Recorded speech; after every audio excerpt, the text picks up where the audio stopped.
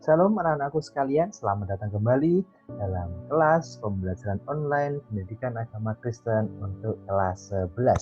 Pada kesempatan kali ini kita akan belajar tentang keluarga yang kuat melahirkan pribadi yang kuat. Ulangi, keluarga yang kuat melahirkan pribadi yang kuat. Dan pada materi ini Pak Roni akan membaginya menjadi dua bagian, dan bagian ini adalah bagian yang pertama. Dan bahan Alkitabnya adalah dalam Matius 7 ayat 24 sampai yang ke-27. Dan kemudian Kisah Para Rasul 2 ayat 42. Saya akan membacakan di dalam Matius 7 ayat 24 sampai yang ke-27. Judul perikopnya adalah tentang dua macam dasar. Setiap orang yang mendengar perkataanku ini dan melakukannya, ia sama dengan orang yang bijaksana, yang mendirikan rumahnya di atas batu. Kemudian turunlah hujan dan datanglah banjir, lalu angin melanda rumah itu. Tetapi rumah itu tidak rubuh sebab didirikan di atas batu. Tapi setiap orang yang mendengar perkataan ini dan tidak melakukannya, ia sama dengan orang bodoh yang mendirikan rumahnya di atas pasir. Kemudian turunlah hujan dan datanglah banjir. Lalu angin melanda rumah itu sehingga rubuhlah rumah itu dan hebatlah kerusakannya. Dalam perikop ini berbicara tentang dua dasar fondasi dalam iman kita. Setiap kita yang mau mendengar perkataan Tuhan dan melakukan perkataan Tuhan, seperti kita mendirikan rumah di atas batu. Tapi saat kita sudah tahu, tapi kita tidak mau mendengarkan dan kita tidak mau melakukan firman itu, kita seperti orang yang membangun rumah di atas pasir, yang saat ada badai, saat ada banjir, rumah kita akan terbawa arus dan rusak. Maka kasus dalam keluarga kita mendengar dalam yang sangat heboh pada kesempatan kali ini atau masa-masa ini adalah kasus perceraian terus marak dan meningkat dalam kehidupan bermasyarakat. Secara sederhana, perceraian dipahami sebagai berakhirnya suatu pernikahan. Saat kedua pasangan suami istri tidak ingin melanjutkan kehidupan pernikahannya, mereka meminta pemerintah untuk memisahkan atau memutuskan hubungan tersebut. Terdapat dua jenis perceraian, yaitu cerai hidup atau cerai mati. Salah satu pasangan meninggal. Banyak faktor yang menyebabkan perceraian, misalnya tidak harmonisan dalam rumah tangga karena masalah ekonomi, ada orang ketiga, perselingkuhan, perzinahan, krisis moral, yaitu tanggung jawab suami atau istri yang dilalaikan, dan biasanya ada kekerasan dalam rumah tangga KDRT. Nah, kita mau belajar tentang bagaimana menjadi seorang keluarga yang baik, jangan sampai ada yang namanya perceraian. Ini yang tidak disukai oleh Tuhan. Tuhan mengajarkan bahwa pernikahan itu tidak boleh saat kalau sudah menikah, ya tidak boleh ada perceraian. Makanya dibutuhkan keluarga pribadi yang kuat, menemukan suatu, seperti judulnya, di keluarga yang kuat melahirkan pribadi yang kuat. Masalah keluarga ini tidak dapat didiamkan begitu saja. Sebagai generasi penerus bangsa remaja Kristen, perlu dibekali dengan norma-norma dalam masyarakat dan nilai-nilai Kristiani, sehingga kelak keluarga yang dibangun berkeluarga yang kuat dalam landasan moral, sehingga masalah ini dapat dikurangi.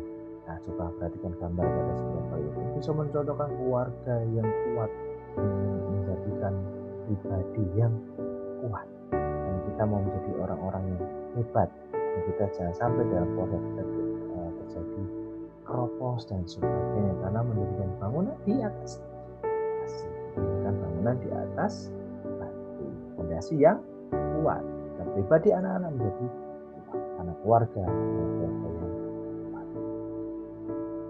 Uraian materinya, keluarga yang kuat. Apa yang dimaksud dengan keluarga yang kuat? Tanpa fondasi yang kuat, tidak ada rumah yang tetap berdiri tegak melawan bencana. Nah, jadi dalam struktur bangunan, namanya rumah, gedung dan sebagainya, butuhlah fondasi yang kuat. Semakin rumah itu semakin besar, maka fondasi juga harus semakin besar dan semakin dalam, menancap ke dalam sebuah tanah. Itu juga sama dengan kehidupan kita, sama halnya dengan keluarga. Kekuatan berdirinya keluarga adalah memiliki fondasi yang kuat. Saat keluarga dia bisa kokoh berdiri jika memiliki fondasi yang kuat. Dalam Alkitab telah difirmankan apa landasan yang kuat di mana sebuah keluarga harus berdiri. Dan Alkitab telah difirmankan apa landasan yang kuat di mana sebuah keluarga harus berdiri. Dan landasan itu adalah siapa? Yesus Kristus sebagai batu terang yang seperti perumpamaan Tuhan Yesus dalam Matius 7:24-27 yang ketika kita baca bersama-sama tentang orang yang bijaksana dan orang yang bodoh. Di sini bijaksana dan orang bodoh di sini mereka sama-sama mendengarkan firman Tuhan, tetapi respon terhadap firman itu yang berbeda. Bukan berarti yang bodoh tidak mendengarkan firman Tuhan, yang bijaksana mendengarkan. Enggak, sama-sama mendengarkan, tapi respon mereka yang berbeda. Membangun rumah diartikan sebagai membangun kehidupan, termasuk kehidupan keluarga. Setiap orang percaya mengalami lahir baru, maka ia mulai membangun kehidupan yang baru. Supaya kehidupan ini kuat, maka harus dibangun di atas dasar yang kokoh. Tuhan Yesus menyebut dasar ini adalah batu karang. Yang diawali oleh batu karang adalah Kristus itu sendiri. Jadi kita harus mempunyai fondasi yang kuat, yaitu berpegangan atau berfondasi kepada Yesus Kristus itu sendiri. Jika kehidupan keluarga dibangun di atas Kristus, maka keluarga akan memiliki kehidupan yang kokoh dan akan aman serta selamat. Meski harus mengalami berbagai tekanan sulit, karena kita tahu yang namanya rumah, namanya bangunan, pasti akan mengalami sebuah hujan, angin, getaran, adanya gempa bumi, banjir mungkin sebagainya. Bagaimana rumah itu bisa kuat tetap berdiri? Makanya dibutuhkan suatu fondasi yang kuat. Semakin besar rumah itu, semakin harus besar rumah, dan semakin dalam fondasi itu untuk bisa bertahan terhadap guncangan. Demikian juga kehidupan kita, memerlukan fondasi yang kuat supaya saat kita menghadapi masalah hidup yang harus kita jalani hari demi hari, kita kuat dan kita tidak mudah untuk roboh. Bahkan kita tidak bisa roboh karena kita memiliki fondasi yang kuat, karena kita selalu berpedoman, berpegangan kepada Yesus Kristus. Membangun di atas Kristus artinya seluruh kehidupan keluarga bergantung sepenuhnya kepada Kristus.